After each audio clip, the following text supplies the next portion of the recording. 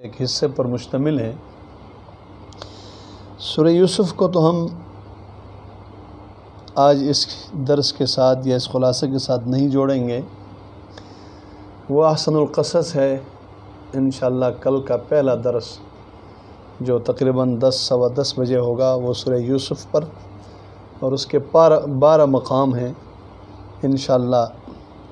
ویسے سورہ یوسف میں تو بہت ساری باتیں ہیں، اس کو الگ سے کریں گے۔ سورہ ہود بھی ان صورتوں میں سے ہیں جس کا نزول 52 ہے، سورت نمبر 52 ہے نزول کے اعتبار سے، اور اس میں انبیاء کے واقعات دلائل نقلیہ کے طور پر کثرت سے ہیں۔ حضرت نوح علیہ السلام، حضرت ہود علیہ السلام، حضرت صالح علیہ السلام، حضرت شعیب علیہ السلام، پھر حضرت موسیٰ علیہ السلام، اور حضرت لوط علیہ السلام اور ابراہیم علیہ السلام۔ ان تمام انبیاء کرام کے واقعات یہاں موجود ہیں۔ ہم شاید حضرت نوح علیہ السلام کے واقعات جو یہاں قدرے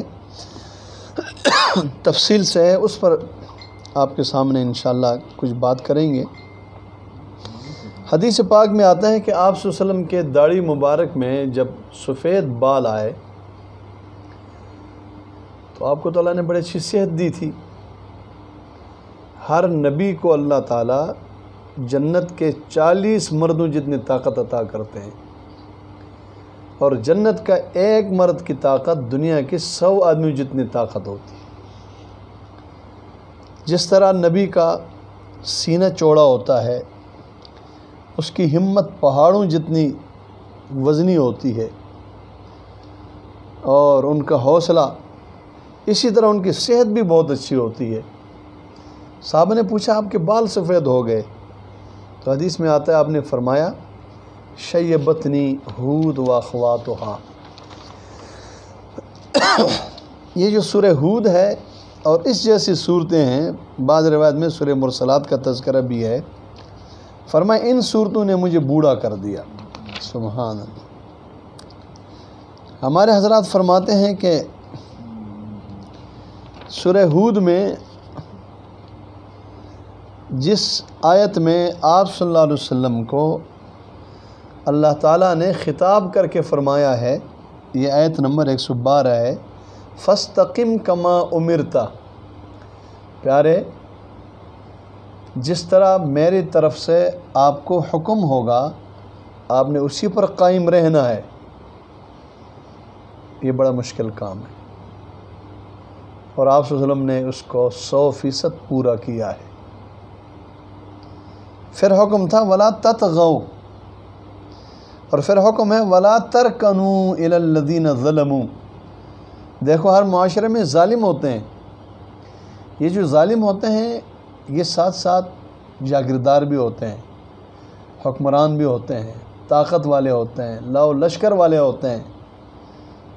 معاشرے میں ظالموں کے ساتھ ٹکر لینا یا ظالموں کے مقابلے میں آنا یہ بڑا مشکل ہوتا ہے۔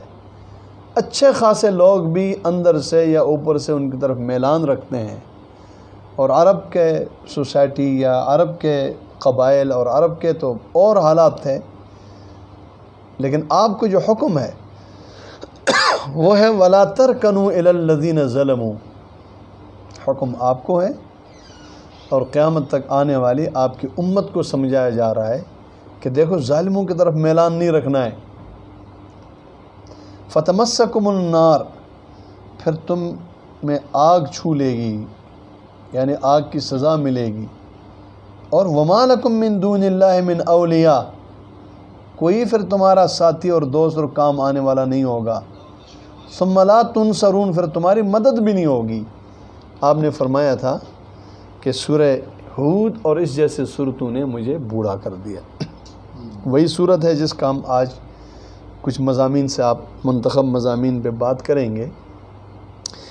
12ویں پارے کا آغاز میں ایک فلسفے کا ذکر ہے اللہ کریم فرماتے ہیں وما من دابۃ فی الارض، یہ جو زمین میں چلنے والے مخلوق ہے، اس چلنے والی مخلوق میں سے آپ سب سے کمزور حشرات الارض اور زمین کے کیڑے جو بھی آپ مراد لو، فرمائے یہ جو چلنے والی مخلوق ہے نا، جن کا کوئی اختیار نہیں، جن میں کوئی طاقت نہیں، جن میں کوئی سمجھداری نہیں، لیکن وہ کچھ نہ کچھ کھا کر زندہ رہتی ہے وہ مخلوق، تو فرمائے الا علی اللہ رزقها، اس کی روزی بھی میں اللہ کے ذمہ ہے۔ سبحان اللہ۔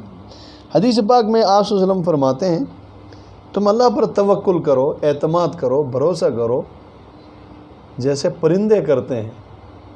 پھر آپ اس کی وضاحت فرماتے ہیں کہ نہیں دیکھتے ہو جب صبح پرندے چلتے ہیں تو بالکل کچھ بھی ان کے پاس نہیں ہے اور آگے بھی ان کے علم میں کوئی خاص چیز نہیں ہے، لیکن ان پرندوں کو بھی اللہ شام کو سیر کر دیتا ہے، جانوروں کو اللہ شام کو سیر کر دیتا ہے، سمندر میں مچھلیوں کو ایک ایک مچھلی میرا اللہ جانتا وہ کتنی بڑی ہے۔ اتنا تذکرہ احادیث میں ہم نے پڑھا ہے کہ سلیمان علیہ السلام نے ایک دفعہ اللہ سے فرمایا کہ آج میں سمندری مخلوق کی مہمان نوازی کرتا ہوں۔ کئی عرصے پہ، چونکہ وہ بادشاہ تھے، بہت بڑے نبی بھی تھے اور بادشاہ بھی تھے، ساری تیاری کر کے فرمایا کہ اب اپنے مخلوق کو بھیج دے سمندری۔ اللہ نے ایک مچھلی بھیج دی اور اس نے 2 لقموں میں سارا ختم کر کے، کہتے ہیں اس نے اوپر دیکھ کر کہا کہ اللہ آج تیرے بندے کا مہمان ہو، اس لیے میں نے پورا کھانا نہیں کھایا۔ اس لیے روزی اللہ کے پاس ہے، روزی اللہ دیتا ہے اور اللہ جانتا ہے کون کہاں ہے۔ فرمایا وَيَعْلَمُ مُسْتَقَرَّهَا وَمُسْتَوْدَعَهَا كُلٌّ فِي كِتَابٍ مُبِينٍ، اس کے لوح محفوظ میں سب کچھ اس کے علم کے مطابق ہے۔ سمجھانے کے لیے کہا ہے کہ وہ ہے جس نے آسمانوں کو، زمین کو 6 دنوں میں بنایا، وہ بھی سمجھانے کے لیے۔ 2 دنوں میں زمین کا ڈھانچہ بنایا ہے، 2 دنوں میں پھر آسمان بنایا ہے، 7 آسمان، پھر 2 دنوں میں اللہ نے زمین کے اندر کی ساری برکتیں رکھ دی ہے، پہاڑ ہے، سمندر ہے، پانی ہے، جو ہے۔ فرمایا وَكَانَ عَرْشُهُ عَلَى الْمَاءِ، اللہ کا عرش پانی کے اوپر ہے۔ بندہ تمہیں روزی کی پریشانی نہیں ہونا چاہیے، ہاں اتنی بات ہے لِيَبْلُوَكُمْ أَيُّكُمْ أَحْسَنُ عَمَلًا، اللہ تم سے عمل چاہتا ہے، عمل اخلاص کے ساتھ ہو، اللہ کی رضا کے لیے ہو، احسن عمل، تمہیں عمل کرنا چاہیے، اس لیے کہ تم نے اس کے بعد پھر اللہ کے سامنے جانا ہے، وہاں عمل کا حساب ہوگا، وہاں عمل پہ فیصلے ہوں گے۔ اللہ تعالیٰ اپنے فضل و کرم سے ہمارے بھی حلال روزی میں برکت عطا فرمائیں، اپنے ذات عالی پر یقین عطا فرمائیں اور ہمیں کل کے لیے اعمال کرنے کی توفیق عطا فرما دے۔ اس صورت میں ہمارے اکابر فرماتے ہیں کہ جو توحید کی بنیادی مضامین ہے نا، ایک تقسیم ہے قرآن کی۔ قرآن کی تقسیم 4 حصے ہیں۔ پہلا حصہ آغاز سورہ فاتحہ سے لے کر سورہ انعام تک، دوسرا انعام سے لے کر سورہ کہف تک۔ پہلے حصے میں خالقیت کا ذکر ہے، خالق کل شیء هو اللہ، جس کا تذکرہ الحمدللہ میں ہے کہ سارے صفات الوہیت اللہ کے ہیں، جس میں ایک بڑی صفت خلق ہے، کوئی نہیں ہے اس کی سوا بنانے والا سوائے اس کے، کوئی خالق نہیں ہے سوائے اس کے۔ دوسرے حصے میں جو بنیادی مضمون ہے قرآن کا وہ ربوبیت ہے، رب العالمین، سارے جہانوں کا پالنے والا۔ یہ نعمتیں آپ کو یہاں نظر آئیں گی 16ویں پارے تک، سورہ کہف تک۔ تیسرے حصے سورہ کہف سے لے کر سورہ سبا تک، اس حصے میں برکتوں کا ذکر ہے، المبارک فی کل شیء هو اللہ۔ اور سورہ سبا سے لے کر آخر تک اس میں 2 مضامین ہیں، ایک قیامت کا تذکرہ ہے اور ایک قیامت کے دن بادشاہت کا تذکرہ ہے۔ اور عجیب اتفاق ہے کہ یہ ساری صورتیں الحمدللہ سے شروع ہو رہی ہیں، سورہ فاتحہ، پھر سورہ انعام، پھر سورہ کہف، اور آخری مضمون میں چونکہ 2 مضامین ہیں تو وہاں 2 صورتیں الحمد سے شروع ہو رہی ہیں، سورہ سبا بھی اور سورہ فاطر بھی۔ سبحان اللہ۔ اسی طرح اس صورت میں بھی ان واقعات کو ہمارے مشائخ ان عنوانات پر منطبق کرتے ہیں مثلا صفات الوہیت کا مالک اللہ ہے، تو الہ اللہ ہے، تو معبود اللہ ہے، تو دعا اسی سے ہونا چاہیے جس کو حضرت نوح علیہ السلام، حضرت ہود علیہ السلام، حضرت صالح علیہ السلام، حضرت شعیب علیہ السلام، 4 پیغمبروں کی دعوت میں آپ دیکھیں گے، ان دعوتوں میں یہ حصہ ضرور ملے گا کہ تمہارا معبود کون ہے؟ اللہ ہے۔ ما لکم من الہ غیرہ، اس کے سوا تمہارے لیے کوئی معبود نہیں ہے۔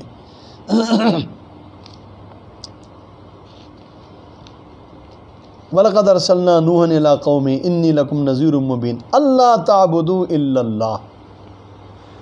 پھر 2 انبیاء کے دیگر تذکرے ہیں، حضرت ابراہیم علیہ السلام، حضرت لوط علیہ السلام۔ اس کا تعلق ہے کہ غیب کو جاننے والا وہ ایک اللہ ہے، اس کے سوا کوئی بھی نہیں ہے۔ تیسرا ایک عنوان ہے کہ اسی پیغام کو پہنچانا ہے، تبلیغ، اسی پیغام کو دوسروں تک پہنچانا ہے۔ اس کے لیے پھر حضرت موسیٰ علیہ السلام کا تذکرہ بڑی تفصیل کے ساتھ اللہ تعالیٰ نے بیان کیا ہے۔ اسی دوران میں نے جیسے پہلے عرض کیا تھا کہ حضرت نوح علیہ السلام کا تذکرہ یہاں تفصیل سے اس میں کچھ اہم سبق بھی ہیں، مثلا جس میں ایک سبق یہ ہے کہ حضرت نوح علیہ السلام نے اپنی قوم کی خیرخواہی کے لیے ان کو توحید کی دعوت دی، لیکن قوم نے آگے سے کیا کہا؟ قوم نے آگے سے کہا کہ ما نراک الا بشرا مثلنا وما نراک اتبعک الا الذین هم اراذلنا بادی الرائے۔ یہ اہم عنوان ہے، اور عام طور پر پیغمبروں کو اس کے قریب قریب کا جواب دیا گیا ہے۔ نہ ماننے والوں نے پہلا اعتراض یہ اٹھایا ہے کہ نوح ہم آپ کو نبی اس لیے نہیں مانتے کہ آپ ہمارے طرح بشر ہیں۔ دوسرے اعتراض یہ کرتے ہیں کہ آپ کے ماننے والے ہمارے ہاں کمزور، کم ذہن، کم سوچ، کم مال والے ہیں۔ اور عجیب اتفاق ہے کہ عام طور پر انبیاء پر ایمان لانے والے غریب رہے ہیں، اور آپ صلی اللہ علیہ وسلم نے بھی ایک بات ارشاد فرمائی تھی، الاسلام بدأ غریبا، اسلام اوپرا ہے۔ جب شروع میں آیا تو دنیا اس کو نہیں مانتی تھی، سوائے چند کے مکے والے بھی نہیں مانتے تھے، لیکن آگے چل کر پھر اللہ رب العزت نے اس کو پھیلایا، لیکن فرمایا ایک وقت آئے گا کہ وَسَيَعُودُ غَرِيبًا، یہ پھر اوپرا ہو جائے گا جیسے آج کل اوپرا ہے۔ بڑے بڑے لوگوں کو پتہ ہی نہیں ہے۔ ہمارے ایک دوست ہے، پیچھے زرداری صاحب کے دور میں ان کے ایک اسلام آباد کے پروگرام میں گیا، تو واپس ان کا تعلق ہے سیاست کے حوالے سے، واپس آ کر کہا کہ مفتی صاحب میں آپ کو نہیں بتا سکتا کہ اسلام آباد میں صدر مملکت کے ہاں جو پروگرام تھا جس میں بڑے بڑے لوگوں کو بلایا گیا تھا، تقریباً سارے، کہتے ہیں ان میں اسلام کا شعور اور اسلام کے حوالے سے کچھ نظر نہیں آ رہا تھا۔ اس گرمی تھی تو انہوں نے بڑے انتظام کیے تھے ہوا کے، جیسے آج کل مصنوعی انتظام کرتے ہیں۔ وہ کہہ رہے تھے کہ میں حیران ہوا کہ یہ اسلامی ملک کے سربراہان اور یہ لوگ ہیں، اپنے پارٹی کے حوالے سے تو نہیں کہہ رہا تھا لیکن سب کے حوالے سے۔ میں نے اس کو کہا میں بھی آپ کو ایک بات سناتا ہوں۔ میں نے کہا یہ جو سرینا ہوٹل ہے نا، غالباً سرینا نام ہے، اس میں ہمارا ایک ساتھی تھا اعظم صاحب، اس نے 6 مہینے کام کیا، اور اسلام آباد میں ہے نا۔ کام کے بعد وہ مجھ سے اس نے ایک دفعہ کہا کہ آپ کو ایک عجیب بات بتاتا ہوں، کہتے ہیں ہمارے ہاں چونکہ بڑے پروگرام ہوتے ہیں سرکاری سطح کے، جس میں دیگر ممالک کے سفیر اور یہ لوگ بھی ہوتے ہیں، خواص، کہتے ہیں پھر ان کے نام پر ہم خنزیر کا گوشت بھی پکاتے ہیں، سور کا گوشت، لیکن اس کے اوپر لکھا ہوا ہوتا ہے یہ سور کا گوشت ہے۔ اچھا، جب لکھا ہوا ہوتا ہے تو اس کا مطلب یہ ہوتا ہے کہ جو لوگ کھاتے ہیں غیر مسلم ہیں وہ کھائیں، اور مسلمانوں کے لیے ہم بکرے کا گوشت، مچھلی اور یہ سارا ہوتا ہے۔ لیکن کہا کہ 99% مسلمان جو پاکستان کے اوپر کا طبقہ ہے وہ سور اور خنزیر کا گوشت کھاتا ہے۔ کہتے میرے لیے بڑا عجیب تھا، تو میں نے وہ ایک دفعہ کسی موقع پر کہتے ہوٹل کے ایک ذمہ دار سے کہا کہ یہ کیا ہے، ہم دیکھ رہے ہیں خدمت کر رہے ہیں، لا کر پھینکتے ہیں، ہم تو اس لیے ڈالتے ہیں برتن میں کہ غیر مسلم کھائیں گے، یہ تو یہ پاکستانی بھی کھاتے ہیں۔ تو کہتے اس نے کہا کہ اللہ کے بندے یہ شراب جائز ہے، اس پر اعتراض کیوں نہیں کرتے ہو؟ جس طرح ہمارے مسلمانوں کے ذرا تھوڑا سا مالدار طبقہ کا ہو یا کوئی اس طرح ان کے شادیوں میں شراب پیے جاتی ہے، شراب بھی ناپاک ہے، گندہ ہے۔ اللہ نے جہاں خنزیر کے گوشت کو حرام قرار دیا وہاں پر شراب کو بھی حرام قرار دیا ہے۔ تو کہا جب شراب پیتے ہیں، بلکہ ایک بات اور ہے کہ شراب یہ ام الخبائث ہیں، شراب پینے کے بعد عقل کام چھوڑ دیتی ہے، یہاں تک چھوڑتی ہے کہ شراب پینے والا پھر محرم اور غیر محرم میں فرق نہیں کرتا، وہ بیٹی اور بہن میں فرق اس کے ذہن سے نکلتا ہے، تو پھر وہ خنزیر اور بکری کو کیا پہچانے گا؟ ایک عجیب بات بتاؤں آپ کو، ایک دفعہ میرے پاس کچھ ساتھی آئے، ہمارے قرب و جوار کے ہیں، میں ان کا نام نہیں لیتا ہوں، آ کر کہنے لگے جی کہ رمضان کے مہینے میں ادھر ایک گائے مردار ہو گئی، ساتھیوں نے دیکھا اور آدھا گھنٹے کے بعد آ کر دیکھا تو وہ گائے نہیں ہے۔ یہ ہمارے قریب کچے کے علاقے کی بات ہے۔ جب گائے نہیں ملی تو وہ پھر پریشان ہو گئے کہ گائے گئی کدھر مردار۔ وہ اس طرف ایک نے کہا کہ جی ادھر فلاں پھر رہا تھا قصائی، دوسرے نے کہا جی ایک سوزکی بھی آ گئی تھی۔ وہ بات قصائی تک چلی گئی، قصائی کا پتہ چلا کہ اس نے گائے لے جا کر رمضان کے مہینے میں اپنے دکان پر اس نے گوشت کے طور پر روزے داروں کو بیچا ہے۔ کہتے بہت غصہ آیا کہ یار جن لوگوں نے یہ حرام اور مردار کھایا اس نے روزے ہی اس سے کھولا ہوگا۔ ہم نے جا کر کہتا ہے اس پر رپورٹ کی، رپورٹ کے بعد اس کو جناب پکڑنے کے بعد عدالت نے اس کو ضمانت دی۔ اب ہم کیا کریں؟ تو میں نے ان کو کہا، وہ خاص قسم کے لوگ تھے، میں نے کہ جو آپ کے شادیوں میں شراب ہوتی ہے اس پر آپ کو غصہ کیوں نہیں آتا ہے؟ میں کہ مردار اور شراب ایک ہی چیز ہے، ایک چیز پر آپ پریشان نہیں ہوتے ہیں تو اب دوسرے پر آپ صبر کریں۔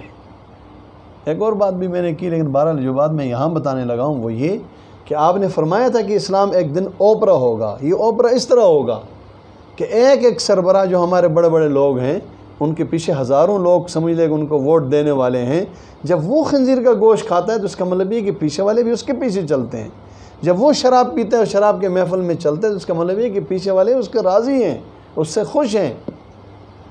خیر یہ اسلام آغاز میں بھی، لیکن آپ صلی اللہ علیہ وسلم نے جو آخری جملہ کہا ہے نا، دل ٹھنڈا کر دیا۔ فرمایا فطوبیٰ للغرباء، خوشی ہے، نیک بختی ہے ان لوگوں کے لیے جو اس دور میں آئیں گے جس دور میں لوگ اسلام کو اوپرا سمجھیں گے اور وہ لوگ اسلام کے ساتھ لگے ہوئے ہوں گے۔ اس لیے قرب قیامت کے علامات میں سے آپ نے یہ فرمایا تھا، فتنے ہوں گے، آزمائشیں ہوں گی، اور اسلام پر عمل کرنا اتنا مشکل ہوگا جس طرح انگارہ، جلتا ہوا انگارے کو ہاتھ میں لینا۔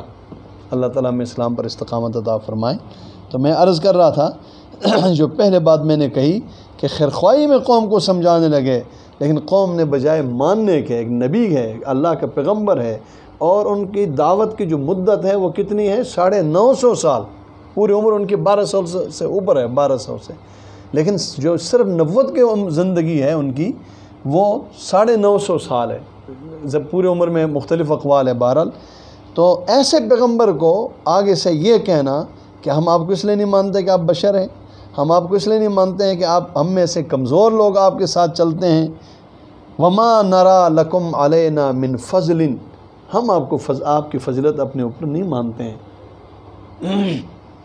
بات کیا ہے کہ شیطان نے ان کے دماغوں پر کنٹرول حاصل کر لیا، دماغ پر پردہ آ گیا، اب ان کو دن اور رات میں فرق ختم ہوا، اور ان کو مفضول جو فضیلت والا ہے اور جو فضیلت والا نہیں ہے ان کے درمیان ان کا فرق ختم ہوا۔ بل نظنکم کاذبین، کہنے لگے ہم آپ کو جھوٹا سمجھتے ہیں۔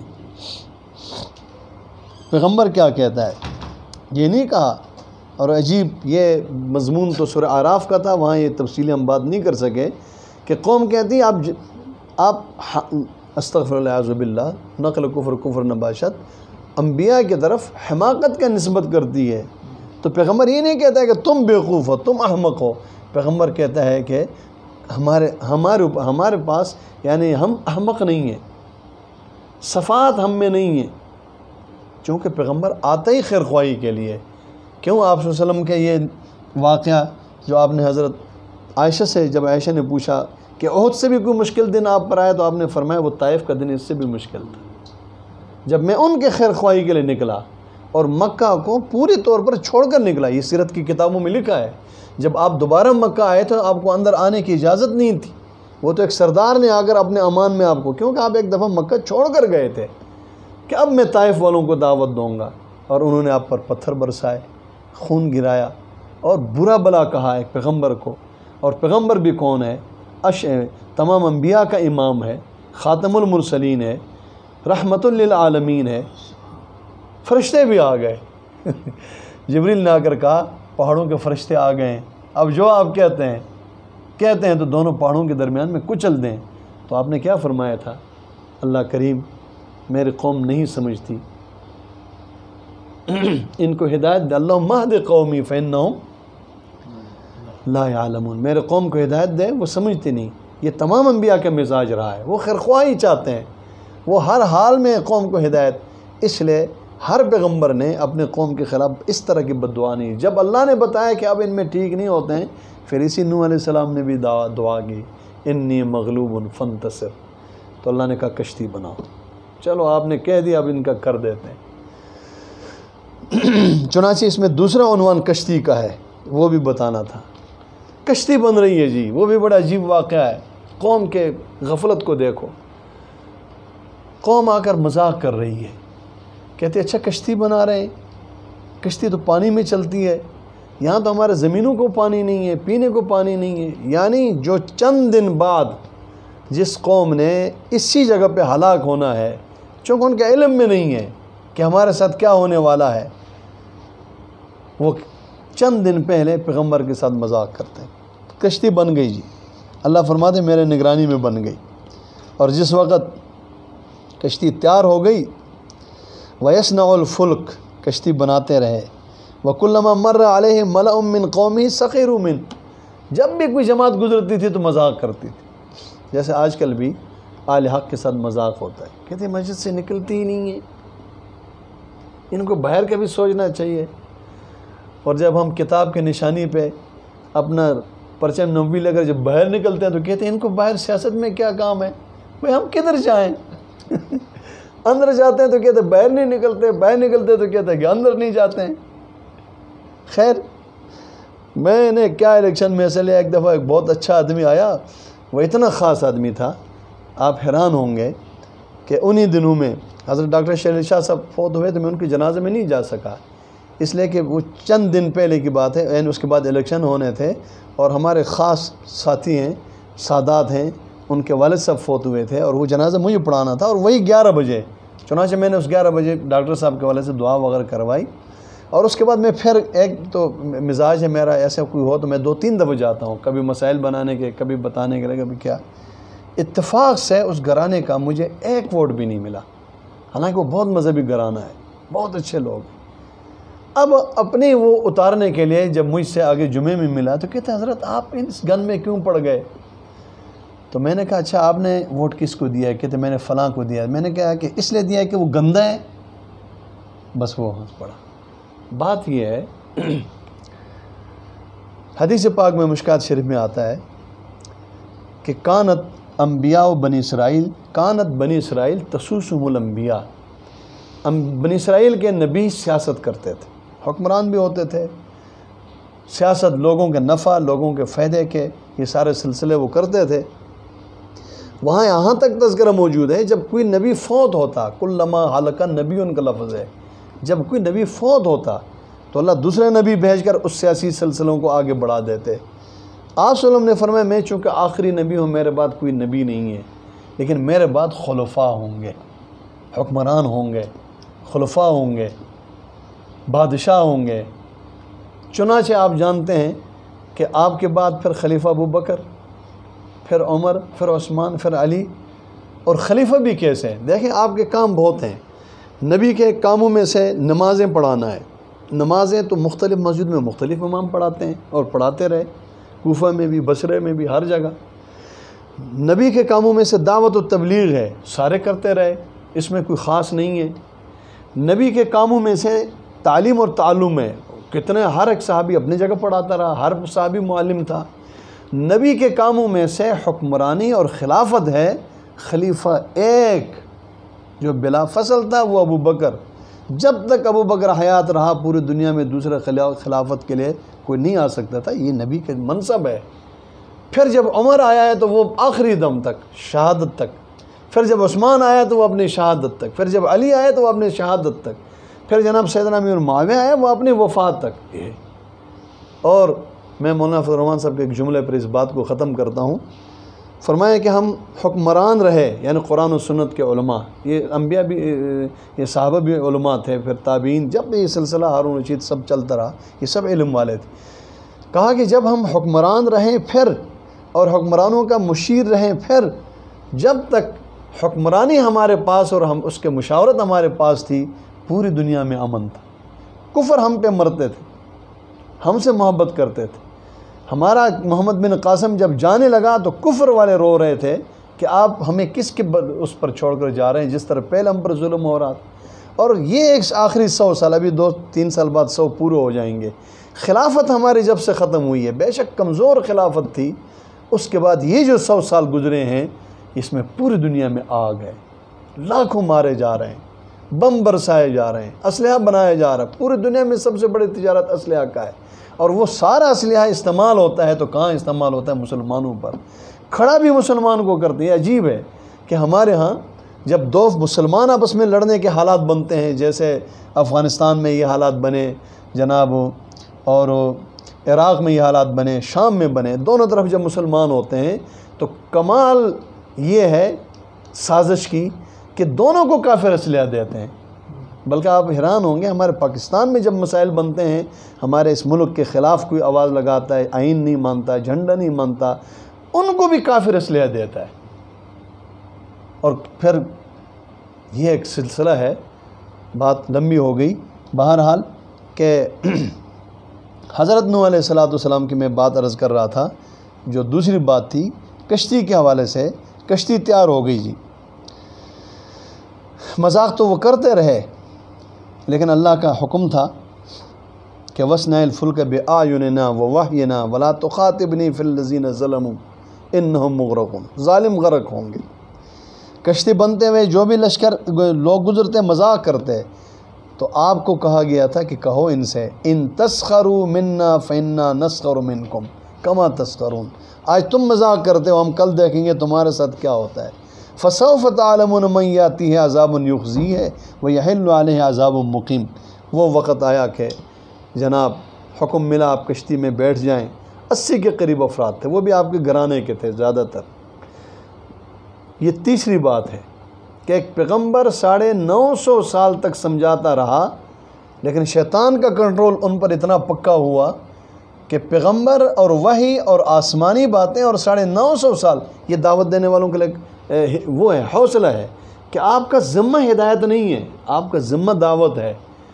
اس لیے کہ حضرت نوح علیہ السلام نے 950 سال دعوت دی اور لوگ مسلمان نہیں ہوئے، تو اللہ ان سے یہ نہیں پوچھیں گے کہ لوگ کیوں مسلمان نہیں، ہدایت دینا تو اللہ کا کام ہے۔ لیکن انہوں نے اپنی جو سورہ نوح میں تذکرہ ہے، اللہ کے سامنے رکھ کر کہتے ہیں میں نے رات کو بھی دعوت دی، دن کو بھی دی، میں نے اکیلے میں بھی دی، اور میں نے جناب ان کے مجموعے میں بھی جا کر دی، لیکن انہوں نے میرے دعوت سننے کے بجائے ان کا خسارہ اور ان کی گمراہی بڑھی، اور اپنے انگلیوں کو اپنے کانوں میں رکھ کر انہوں نے میرے پیغام کو سننے کے بجائے میرا پیغام جو ہے نا وہ نہیں سنا۔ تو میں عرض کر رہا ہوں تیسری بات یہاں جو تھی حضرت نوح علیہ السلام کے حوالے سے، کہ انہوں نے نہیں مانا۔ نہ ماننے کے نتیجے میں 80 افراد تھے۔ سارے مخلوق کو دوبارہ رکھا ہے۔ آدم علیہ السلام ہمارے جد امجد پہلا انسان ہے، لیکن نوح علیہ السلام ایک اعتبار سے وہ پہلا رسول ہے جس نے شرک والے قوم کو دعوت دی، اور دوسرے اس حوالے سے کہ جب وہ کشتی میں بیٹھے اور ان کا اہل بیٹھا، باقی کوئی نہیں تھا، تو یہ سمجھ لو کہ مخلوق اس وقت جو دنیا میں چل رہی ہے یہ دوسرے دفعہ نوح علیہ السلام کی اولاد ہے، اور بس۔ اس میں چوتھی بات بھی ہے، وہ کیا ہے؟ جب پانی نکلا، اور پانی شروع بھی کہاں سے جی؟ جہاں آگ جلتی تنور سے نکلا، وفارت تنور، اور قرآن کہتا ہے وہی تجری بہم فی موجن کل جبال، پہاڑوں جتنے موجیں آ گئی۔ یہاں جو چوتھا سبق ہے وہ یہ ہے کہ اللہ رب العزت نے اپنے ایک امر سے صحیح قول کے مطابق پوری دنیا کو پانی سے بھر دیا، اوپر سے بھی نیچے سے بھی، تھوڑے وقت میں۔ وہ جو بیٹے کو کہا نا سوار، اس نے کہا میں پہاڑی پہ چڑھ جاؤں گا، یہ کہتے کہتے میں پہاڑیوں سے اوپر پانی چلا گیا تھا، اس کو تنکے کی طرف بہا دیا تھا۔ سبق کیا ہے؟ لوگ کہتے ہیں پانی ختم ہونے والا ہے لوگ کہتے ہیں کہ جی آنے والے دور جو ہے نا وہ خشک سالی کا ہوگا۔ وہ کیسے خشک سالی کا ہوگا؟ ہم کراچی میں 96 اور 94 تک ہم رہے، 95 تک، تو اس وقت لوگ کہتے تھے کہ اگر یہ آبادی تھوڑی بڑھ گئی تو یہاں کھانا نہیں ملے گا۔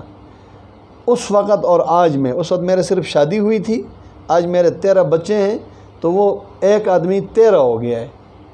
13 نہ کرو، چلو اوسط ہم نکال لیتے ہیں، ایک آدمی 6 ہو گیا ہے۔ آبادی 6 گنا بڑھ گئی ہے، اور روزی 6 گنا کیا کہ 10 گنا بڑھ گئی ہے۔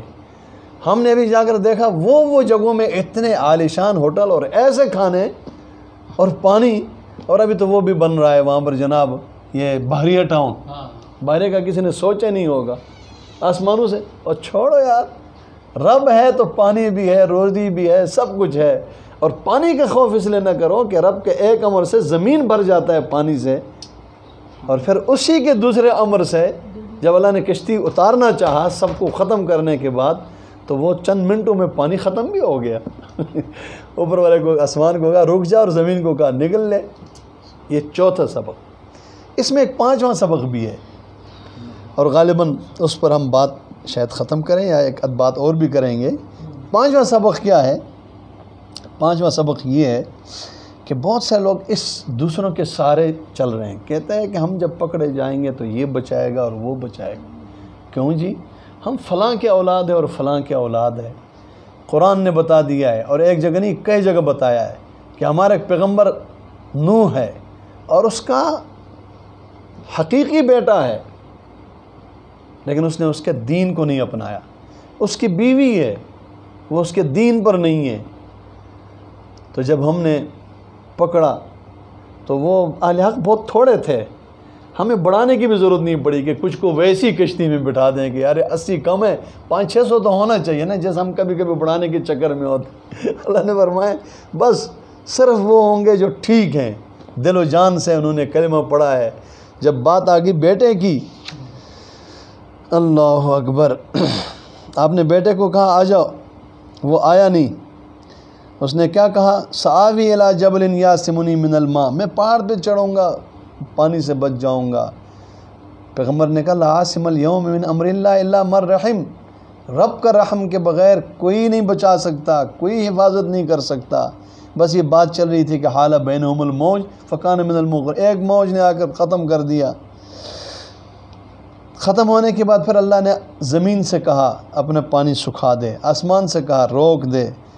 فرماتے وقضی الامر، فیصلہ ہو گیا، کشتی جودی پہاڑی پر آ گئی۔ نوح علیہ السلام نے جب یہ منظر دیکھا کہ بیٹا گیا اور جا رہا ہے، ایک بیٹا ہوتا ہے، ایک محبت ہوتی ہے، تعلق ہوتا ہے، تو نادا نوح ربہ، نوح نے کہا ربا ان ابنی من اہلی وان وعدک الحق وانت احکم الحاکمین، میں تو یہ سمجھا تھا کہ آپ نے مجھ سے وعدہ کیا تھا تیرے اہل کو بچاؤں گا، یہ تو میرے اہل میں سے ہے۔ اور انداز کیا ہے؟ انت احکم الحاکمین، فیصلہ تو آپ کا ہی چلے گا، حاکم ہو کیا، حاکم آپ ہیں، لیکن بیٹا ہے۔ قال یا نوح انہ لیس من اہلک، رب نے کہا پیارے نوح یہ تیرے اہل میں سے نہیں ہے، انہ عمل غیر صالح، اس کا عمل ٹھیک نہیں ہے، فلا تسألنی ما لیس لک بہ علم، جب علم نہیں ہے تو مجھ سے سوال نہ کرنا۔ ویسے ہمارے مشائخ نے تو وہ 2 واقعات رکھے ہیں، 2 واقعات، حضرت لوط علیہ السلام اور حضرت ابراہیم علیہ السلام کا، اس بات کے لیے کہ علم غیب اللہ کا ہے، دونوں نے آئے ہوئے فرشتوں کو نہیں پہچانا۔ میں عرض کرتا ہوں کہ اللہ نے نوح علیہ السلام کے تذکرے میں بھی کہہ دیا ہے ما لیس لک بہ علم، بہت سی چیزیں وہ ہوں گی جس کا آپ کو علم نہیں ہوگا، اس کا نہ پوچھا کرو۔ انہو عمل غیر صالح انی اعظک ان تکون من الجاہلین۔ ایسا نہ ہو کہ آپ ایسے سوال کریں جو سوال آپ کے لیے مناسب نہیں ہے، جس کے نتیجے میں آپ کا نقصان ہو جائے۔ عزیزو، نوح پیغمبر کا بیٹا اور پیغمبر کی بیوی حسب نسب رشتہ داری سے نہیں بچے، حسب نسب سے نہیں بچے گا۔ جو بچے گا وہ ایمان سے بچے گا اور عمل صالح سے بچے گا۔ خیر، وہ 2 تذکرے کرتا ہوں، باقی انبیاء کا تذکرہ آئے گا تو پھر انشاءاللہ آگے کریں گے۔ فرشتے آتے ہیں حضرت لوط علیہ السلام کے پاس مہمان بن کر اور خوبصورت شکلوں کے ساتھ، چونکہ آپ جانتے ہیں کہ فرشتہ مختلف شکل میں آ سکتا ہے۔ ایک فرشتہ ہے، ایک جن ہے۔ جن کی تعریف ہے جسم ناری یتشکل باشکال مختلفہ، وہ ہے ناری، آگ کا ہے، لیکن وہ مختلف شکلوں میں آ سکتا ہے۔ اس میں مرد بھی ہے اور عورت بھی ہے۔ اور ایک بات یہ ہے کہ کمال نہیں ہے اس کا، یہ اللہ کے کا کمال ہے کہ آج اللہ نے کہا تم جن کو نہیں دے سکو۔ جن کا معنی یہی ہوتا ہے کہ وہ نظر نہیں آتا ہے، اور کل قیامت کے دن وہ ہمیں نہیں دیکھ سکے گا، ہم اس کو دیکھیں گے۔ اب یہ کوئی کمال نہیں ہے کہ وہ ادھر آ جاتا ہے، چھپ کر بیٹھتا ہے، پھر چلا جاتا ہے، ہمیں نظر نہیں آتا ہے۔ اور یہ اللہ کا قدرت ہے، یہ اس کا کمال نہیں ہے۔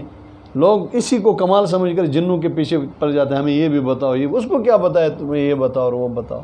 اچھا، فرشتہ کیا ہے؟ جسم نوری، وہ نور سے بنا ہوا ہے۔ یتشکل باشکال مختلف، وہ مختلف شکل میں آ سکتا ہے۔ جبریل آتے تھے دحیہ کلبی، خوبصورت صحابی کی شکل میں زیادہ، اور مختلف شکلوں میں بھی آتے تھے۔ یہاں فرشتے آئے ہیں نوجوانوں کی شکل میں۔ اور لوط علیہ السلام کی بستی میں ایک مصیبت یہ تھی کہ لوگ بے حیا تھے۔ آج کل بھی معاشرے میں یہ گناہ بہت بڑھ گئے ہیں۔ اللہ تعالیٰ ہماری پورے امت کی حفاظت فرمائے، ہمارے بچوں کی حفاظت فرمائے، ہمارے عزتوں کی حفاظت فرمائے۔ بہرحال تو اور لوط علیہ السلام کی بیوی بھی مسلمان نہیں تھی۔ بہرحال قوم کو پتہ چلا بچے آئے ہیں اور خوبصورت اور مہمان ہیں، انہوں نے آ کر مہمانوں کے حوالے سے آپ کو تنگ کرنا چاہا۔ قوم نے آ کر، آپ سمجھے کہ یہ لڑکے ہیں، آپ نہیں سمجھے کہ یہ فرشتے ہیں، حالانکہ نبی ہیں، لیکن غیب کا علم تو اللہ کے پاس ہے۔ تھوڑا دیر گزری، دروازہ بن کے پہلے سمجھایا حضرت نے، قوم کو نہیں سمجھی اور کہنے لگے بس ہمیں پتہ ہے، آپ یہ پاکیزگی کی باتیں چھوڑ دیں، رکاوٹ نہ بنے۔ پھر آپ نے دروازہ بن کے کہتے ہیں کہ وہ پھلانگنے لگے روشن دان کو۔ اس وقت آپ نے بہت بے چینی سے کچھ باتیں کی ہیں، قرآن نے اس کا تذکرہ کیا ہے، آپ قرآن میں پڑھیں۔ لیکن وہ فرشتوں نے آ کر کہا کہ آپ نہ گھبرائیں، ان کو اندر آنے دیں، ہم انسان نہیں ہیں، ہم فرشتے ہیں۔ چونکہ اس سے پہلے حضرت ابراہیم علیہ السلام سے ہو کر آئے تھے اور وہاں بتا کر آئے تھے کہ ہم اس قوم کے عذاب کے لیے آئے۔ کہتے جو ہی وہ لوگ قریب آئے تو انہوں نے اپنے ہاتھ ان کے چہرے پہ رکھا تو سارے اندھے ہو گئے، اور پھر کہا آپ نکلیں۔ صبح صبح اللہ کی طرف سے عذاب آیا، پوری بستی جبریل نے اٹھا کر اس کو پٹخ دیا۔ یہ اس کا عذاب کا ذکر ہے۔ یہ حضرت ابراہیم علیہ السلام کے پاس بھی جب آئے تو ابراہیم علیہ السلام کا بھی بڑا عجیب ہوا، وہ بڑے سخی پیغمبر تھے، اور بھی بڑے اونچے ان کی شان ہے، لیکن روایت میں آتا ہے کہ وہ کھانا بغیر مہمان کے نہیں کھاتے تھے، اور آتے ہی جو اعلیٰ چیز تھی وہ مہمان کے لیے پکا کر تیار کرتے تھے۔ ہوا یہ کہ جب مہمان یہ فرشتے آئے تو وہ سمجھے کہ انسان کی شکل میں آئے تھے، یہ مہمان ہے، جلدی گھر میں گئے اور ایک بچڑے کو بالکل جناب وہ بھون کر تیار کر کے لا کر سامنے رکھ دیا۔ اب فرشتے شاید ان کو پتہ بھی نہ ہو کہ یہ کیا چیز ہے، انہوں نے ہاتھ آگے نہیں بڑھایا۔ اچھا، ہاتھ نہ بڑھائے اور کھانا لائے تو اس کا مطلب ہوتا ہے کہ یہ تو کوئی مسئلہ ہے۔ تو وہ گھبرا بھی گئے کہ یہ پتہ نہیں۔ انہوں نے کہا گھبرانے کی ضرورت نہیں، ہم فرشتے ہیں، آپ کو خوشخبری دینے کے لائے کہ آپ کو اللہ تعالیٰ بیٹا دے گا۔ بیوی پیچھے سن رہی تھی پردے کے پیچھے، وہ بول پڑی کیسے اس بڑھاپے میں اور ہمارے، تو کہا کہ اللہ کی طرف سے بشارت ہے، وہ سب کچھ پہ قدرت رکھتے۔ ان دو انبیاء کے تذکرے کے ساتھ جو آخری تذکرہ ہے حضرت موسیٰ علیہ السلام کا ہے۔ موسیٰ علیہ السلام کی تو پھر آپ کو پیچھے میں بتا چکا ہوں، وہ داعی بھی ہیں، وہ مجاہد بھی ہیں، وہ فرعونوں کے آنکھ میں آنکھ ڈالنے والے بھی ہیں، وہ جرت والے بھی ہیں۔ اس کا ویسے ہاتھ میں اللہ نے اتنا زور ڈالا ہے کہ ایک دفعہ چھوٹا سا تھپڑ مارا تو وہ آدمی مر گیا۔ ہاں جی اور پھر وہ بڑے مراحل سے گزرے ہیں۔ انشاءاللہ وہ فتنہ کا فتونہ میں ان کے میں پوری تفصیل عرض کروں گا، اور سورہ یوسف کو انشاءاللہ کل کریں گے۔ جو کچھ کہا آپ نے سنا، اللہ تعالی ہمیں عمل کی توفیق دے، اور ان انبیاء کرام کا ویسے بھی مقام اونچا ہے، جنت میں ہیں۔ اللہ تعالی والحقنا بالصالحین، موت کے بعد توفنا مسلمہ، ہمیں موت اسلام پر دے، اور ان انبیاء کے ساتھ موت کے فوراً بعد ہمیں ملا دے۔ وآخر دعوانا الحمدللہ رب العالمین۔ کچھ ساتھیوں نے دعا